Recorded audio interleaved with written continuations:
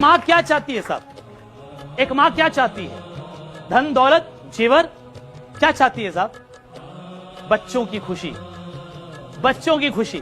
चोट बच्चों को लगती है, दर्द माँ को होता है। एक काम करना साहब, यहां से घर जाओ ना, एक कागज लेना, कागज के एक तरफ लिखना मेरी माँ ने मेरे लिए क्या क्या किया। 9 महीने तक गर्भ में रखा, दर्द सहा, तकलीफ सही, कई बार भूखे रहकर मुझे खाना खिलाया, कई बार गीले में खुद सोई, मुझे सूखे में सुलाया, कितने सारी जिल्लतें सही। और एक तरफ लिखना मैंने मेरी माँ के लिए क्या क्या किया। शर्म आ जाए ना तो ढंग से कर लेना, आसिफ ढंग से कर लेना। रूठना भी तुमसे है, मनाना भी तुमको है, लड़ना भी तुमसे है और जीवन की हर खुशी भी तुमसे है। साहब मैं एक सवाल पूछता हूं आपसे कि आपकी पत्नी जो अपने माँ बाप को छोड़कर आपके साथ आई, अपने माँ बाप को छोड़कर आपके माँ बाप को अपना माँ बाप माना, अपने रिश्तेदारों को छोड़कर अपने आपको आपके रिश्तेदारों को अपना रिश्तेदार माना, अपने घर को छोड़कर आपके घर को अपना घर माना और आपको अपना सब कुछ माना, क्या नहीं था उसके घर में? खाने के लिए अनाज था, रहने के लिए घर था, पहनने के लिए कपड़े थे, माँ बाप का प्यार था। क्यों आई आपके साथ? एक उम्मीद करके आई कि मेरे जीवन के अधूरे सपने ये मेरा राजकुमार पूरा करेगा। मेरा सवाल है आपसे, आज कर पा रहे हैं? दिल पर हाथ रख करके बताइए, जितने भी यहां पर वीर पुरुष बैठे हैं, दिल पर हाथ रख करके बताइए, क्या सच में आपकी पत्नी खुश है? क्या सच में आप अपनी पत्नी का सपना पूरा कर पा रहे हैं? यह सवाल आपको अपने आप से पूछना, मुझे मत जवाब दीजिए, आप पूछिए अपने आप से। करना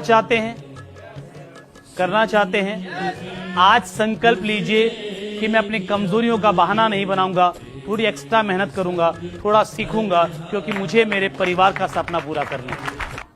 60 किलो का वजन लेके चल रहे हो। वजन मतलब जिम्मेदारी, परिवार की जिम्मेदारी, व्यापार की जिम्मेदारी, काम की जिम्मेदारी, तो जिम्मेदारी।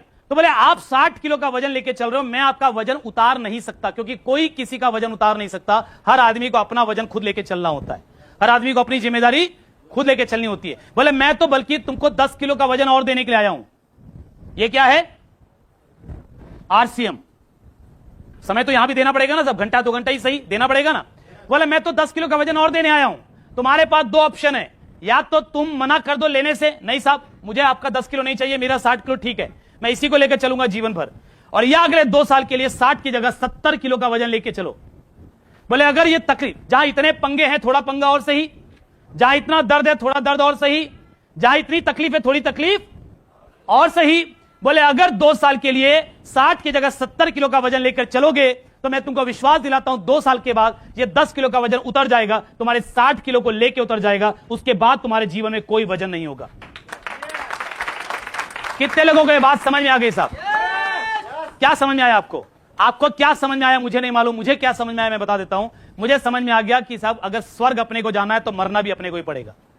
आप कहां से टाइम मैनेज करोगे, आप घर के कामों में से समय कैसे निकालोगे, खेती करते हुए कैसे टाइम निकालोगे, टीचर आप है तो कैसे समय निकालोगे, डॉक्टर इंजीनियर है कैसे समय निकालोगे, ये आपकी प्रॉब्लम है। आपको कोई नहीं बता सकता आप समय कैसे निकालोगे, लेकिन इतना बताया जा सकता है कि आप ही की तरह जिंदगी जीने वाले कई लोगों ने समय निकाला, क्योंकि उन्हें जीवन में कुछ बड़ा करना था। अगर आपको करना है तो आप भी समय निकाल सकते हो। छोटी छोटी 3 कहानियां सुनाऊंगा लास्ट में, जिससे कि आपको डिसीजन लेने में मदद मिले, क्योंकि मैं यहां पर आपको आरसीएम का प्लान दिखाने नहीं आया, वो तो आपके सीनियर आपके प्लान आपको दिखा ही रहे हैं, वो तो आपको बता ही रहे हैं। मैं सिर्फ आपके अंतरात्मा के मां बाप जिंदा हैं, लेकिन जिनके जिंदा है ना, आप अभी भी कुछ कर सकते हैं, मगर वो हमेशा के लिए नहीं है। समय बीत रहा है, धीरे धीरे आपकी उम्र बड़ी हो रही है, आपके माँ बाप बूढ़े हो रहे हैं, आपके बच्चे बड़े हो रहे हैं। कुछ करना है तो आज करना है। मैं जाते जाते एक वादा आपसे लेना चाहता हूं, कितने लोग वादा करेंगे?